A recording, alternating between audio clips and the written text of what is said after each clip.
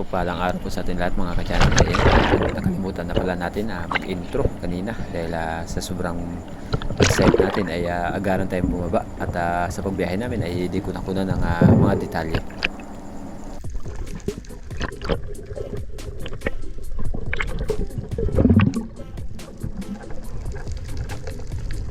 Ganun pa man mga ka-channel, ay taos puso akong nagpapasalamat sa inyo sa lahat po ng ating mga silent viewers. Ito isang coral trout or lapu-lapu na Barsi coral trout ang ating tinira, pero yun nga, hindi tinamaan.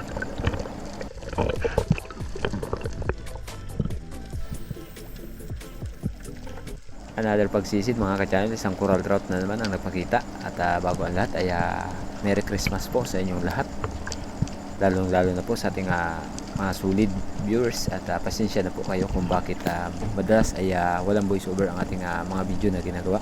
So babawi na po tayo sa mga susunod at iba pang video na ating ina-upload.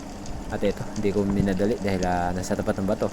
Mahirap na mag-stack ang ating shop, kaya nang tinira natin sobrang taas, kaya nawasak yung kanyang likod at nakawala.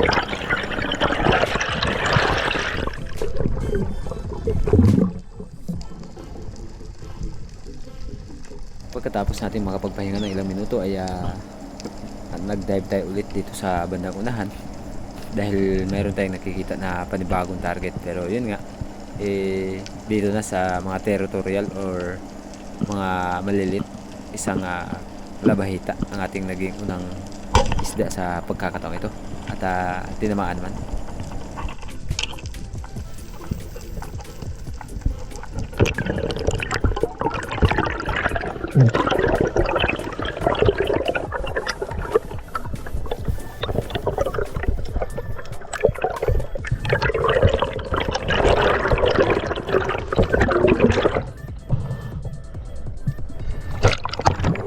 Medyo may kalabuan nga lang yung dagat dito sa spot ni Boss Jub Maninisid, at please support naman po ng kanyang mountain channel at sana ay mabuo na po ang kanyang 1,000 subscriber dahil si Boss Jub po ay baguhan pa lang sa vlog, kaya sana masuportahan po natin.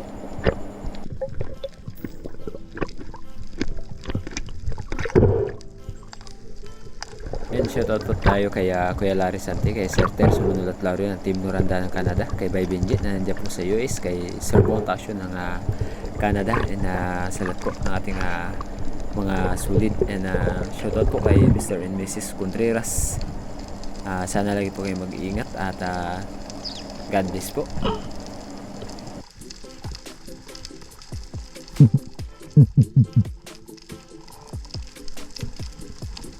Muli tayo nagsagawa ng pagsisi dito kung saan mayroon tayo nakitang mga surahan or slick unicorn ang ating nakita dito. Yun nga lang, nung malapit na tayo ay nagsipasukan doon sa butas ng bato kung saan natin sila nakita. Sayang, medyo good size na sana yung laki. At ayan, may batfish pero napakaliit pa. Pwede na sana tayong kumuha ng bayang dito sa lugar na to dahil yung bayang po dito ay medyo may presyo, 80 per kilo.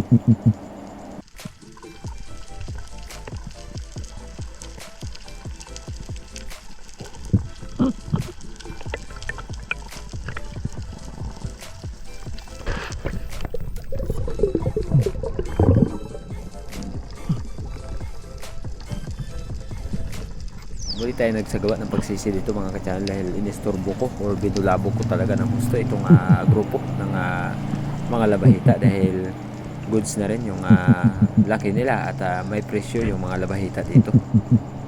150 per kilo ng labahita, sana all.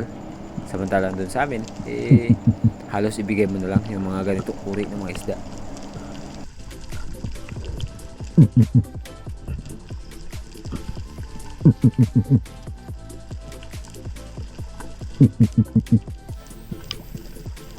Natakot siguro na mabawasan kaya nagsilayuan.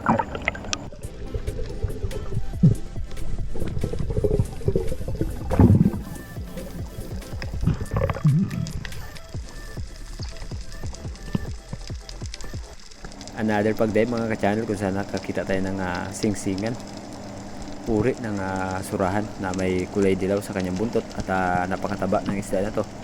papasok na sana ng bato ng tirahin natin, tinamaan naman. Ayun, no, bugo sa pool.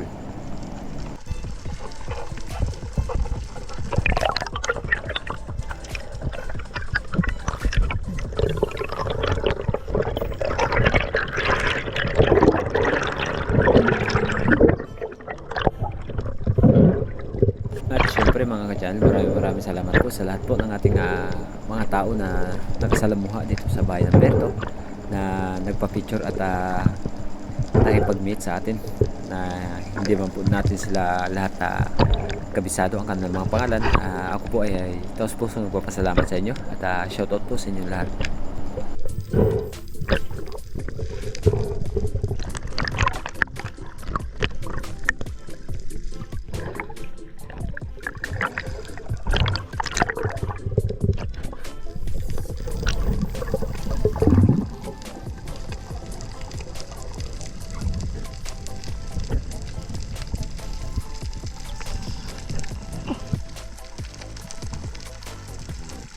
At nagsagawa ako ng pag-ambos dito mga channel, panibagong estilo naman, dahil karamihan ng mga isda dito kaya hindi mo makukuha sa debang kundi sa ambush.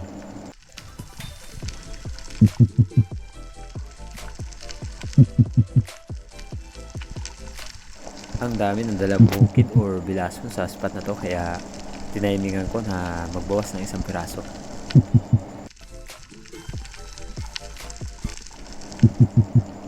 Sobrang hirap timingan ng dalagang bukid, at sa di katagalan nakatira na rin tayo. Ayun, ito yung naging sumunod na isda natin, dalagang bukid or bilason.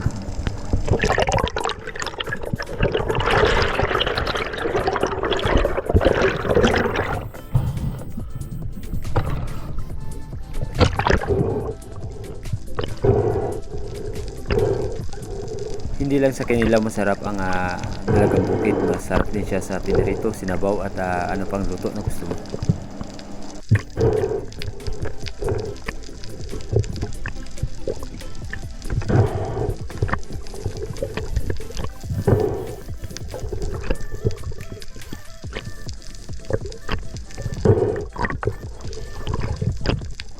Sobrang dalang ng mga pelagic sa spot na to ni Boss Jube, dahil season lang umakyat yung malalaking isda dito sa kanyang spot.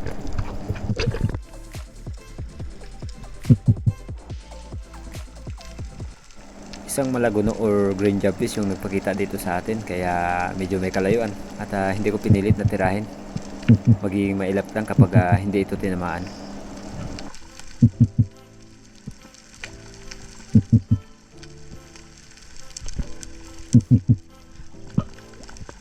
At ang ginawa ko ay nag-drop ako dito at nag-long dusting, dahil nandiyan lang paikot-ikot. Kaya nung nakita ko na medyo malapit na, tinira ko, pero yun nga, napababa ng konti at nawasak yung kanyang tiyan, nakawala lang.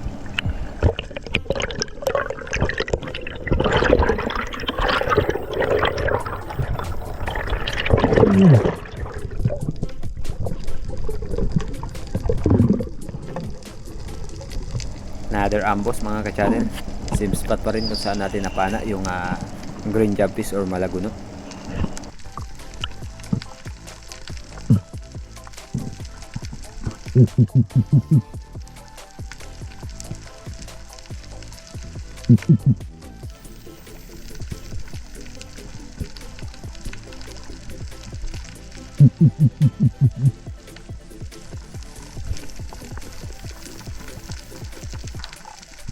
Kawan ng maliliit na surahan or slick unicorn, yung puti at ayan mga lawihan, mga surgeon fish na maliliit pero undersized, kaya hindi tayo nagbawas sa mga yan. At hindi lang yun, napakaraming mulmul, pero dito may nakita akong isang target, kaya ito yung ating tinutukan at ito yung ating inabangan na siya ay makuha natin.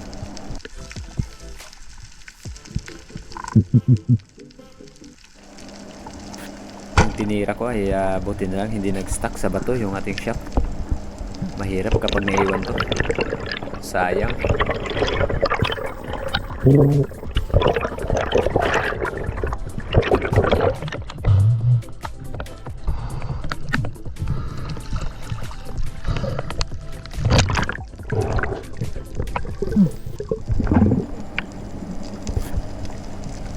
pumulupot ng bahagya yung isda doon sa di ganong kalaki ang bato, kaya binalikan ko at buti na lang hindi nagkagasgas yung ating monoline.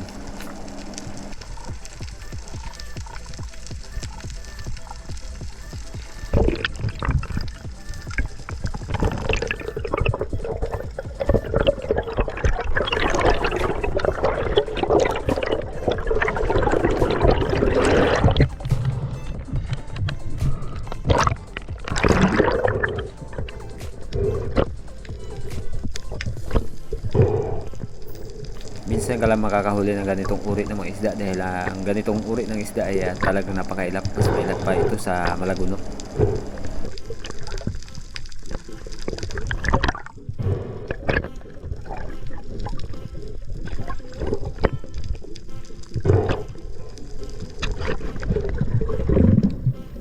Pagkatapos kung mapana yung isda kanina, isang king makarel yung nagpakita sa atin. Medyo mababaw lang kaya nagulat at sumirit papalayo. Sayang.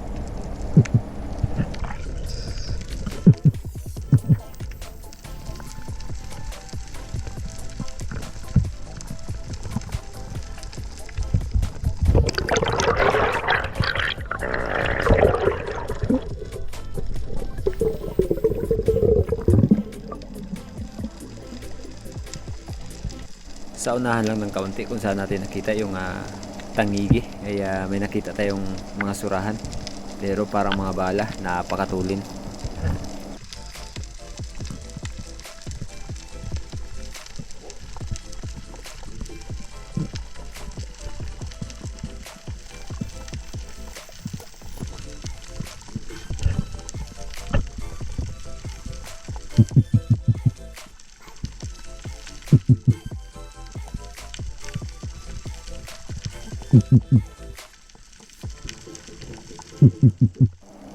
Inabangan ko na bahagya dito sa may bandang gilid at paikot-ikot lang yung surahan. Ayaw talaga lumapit.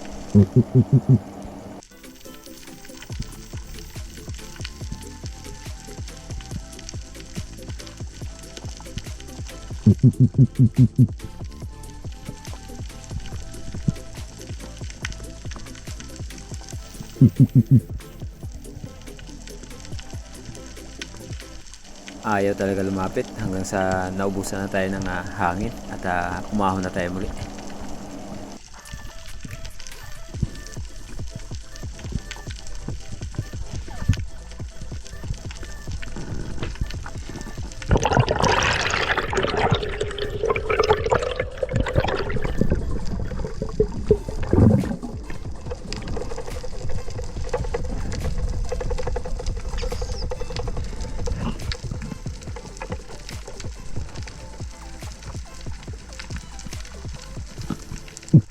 Nag-drop ako dito sa taas ng malaking bato, baka sakali na bumalik yung tanigi, pero wala na tayong inasahan dahil hindi na talaga nagpakita.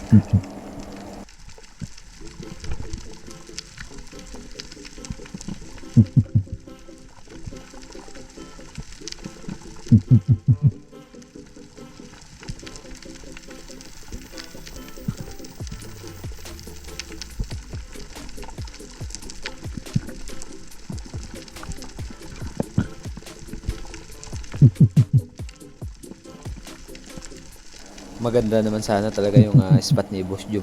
Yun nga lang ay talagang walang agos at hindi season ng mga pelagic. At ang pagkakataong ito ay talagang hindi para sa atin yung mga biyaya. At syempre naman, minsan talaga mayroon, minsan wala.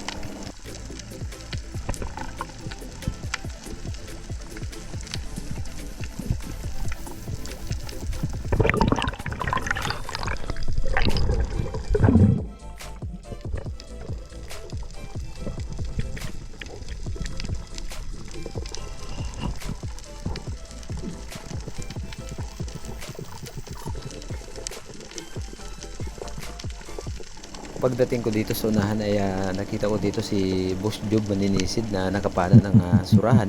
Kaya nag-drop ako dito at magabang-abang hanggang sa wala talagang dumaan na anumang isda na makita nating malalaki or pwede natin panain. Yung nandito is mga palata.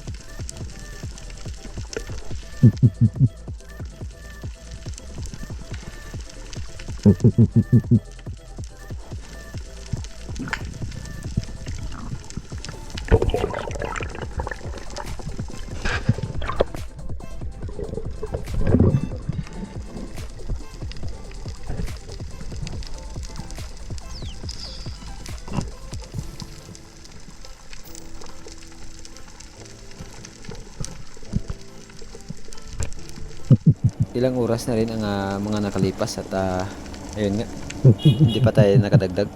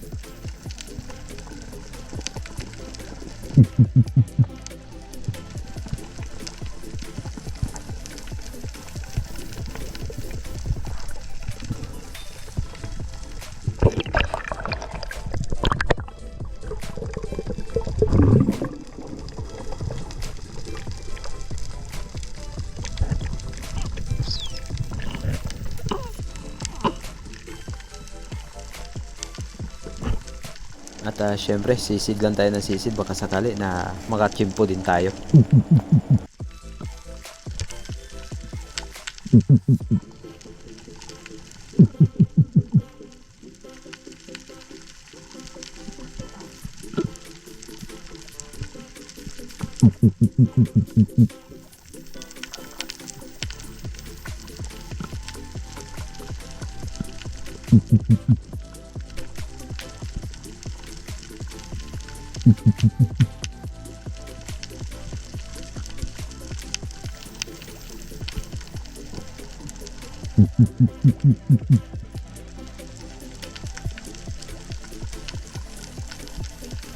Paubos na rin ang ating baong hangin, kaya ahon mo na.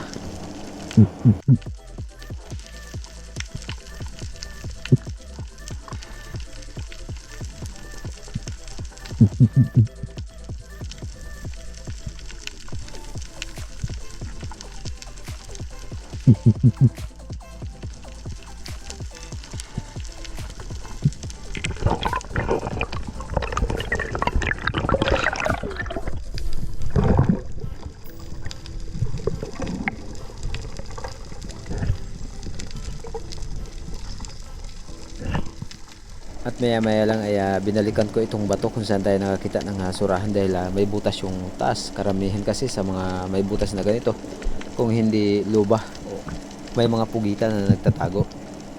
Hanggang wala talaga tayo nakita at umabante tayo sa unahan.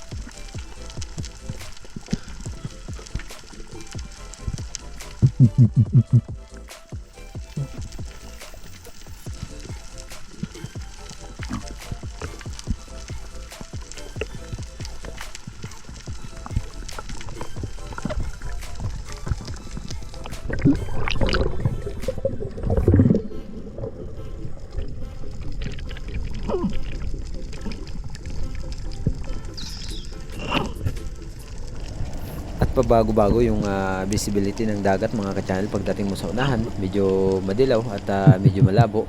At mayroon din namang malinaw.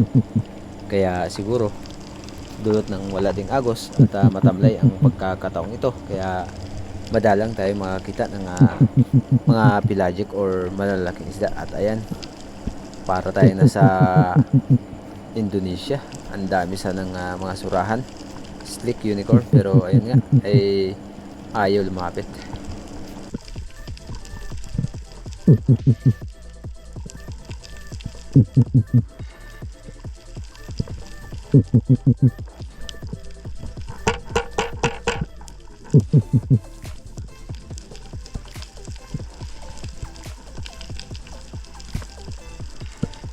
Matinding labanan mga ka-channel, ubusan ng araw yung aming ginawa sa pagpamamana na ito. At dito lang ako nakaranas ng ganitong pamamana dahil doon sa amin tanghali pa lang o kaya hanggang alauna, alas 2 lang kami. Pero dito dahil sa sobrang hirap at napakadalang ng isda, talagang sikap at muli tayong nagsagawa ng pag-dive dito sa unahan. Sa di ganong kalayuan kung saan tayo ambush kanina ay muli tayo nag-dive. At nung umahon tayo sa pagkakataong ito bumalik na rin tayo at umakyat na tayo ng bangka dahil nakaramdam na kami ng pagod at gutom na rin.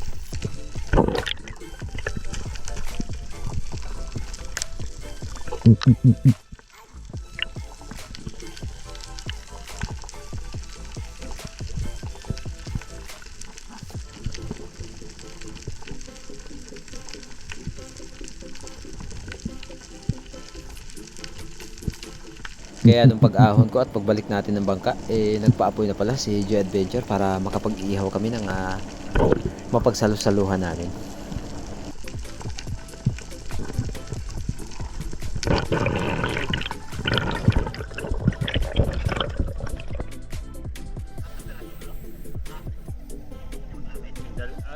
Apat yung maliit. Dalawa pa ganun. Tapos yung malaki, pumunta dito. Maliit pa to. Nagatago. Pauwi na tayo. Hapon na. Oras na to. Oras ay gutom na. Gutom na ako guys. Gutom na. Ikaw. O sinugba. Wait ko. Sinugba din na inihaw kay patay na. Wala git video ang isa kay wala. Aha, jackpot na pod. Sabi, lapu-lapu, isa. Ila. Lapu-lapu, jackpot kami. Isa, dalawa, tatlo, apat, lima, anim, pito, 8 piraso. Lapu-lapu lang. Kwartang linaw. Aray ko. Palubog na yung araw. Tapos may ulang pa.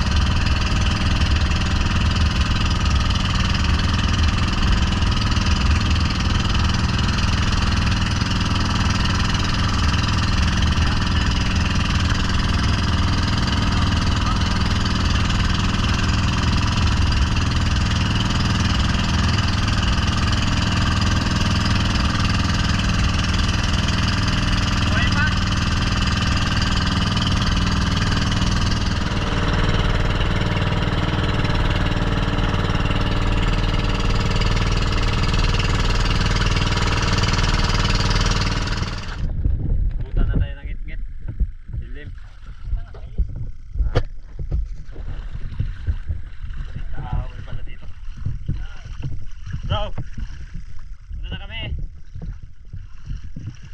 May nang ano dito, may nang angaway. Dami kaaway dito. Kaaway ng balat ko. Patay yung balat ko dito. Maoba.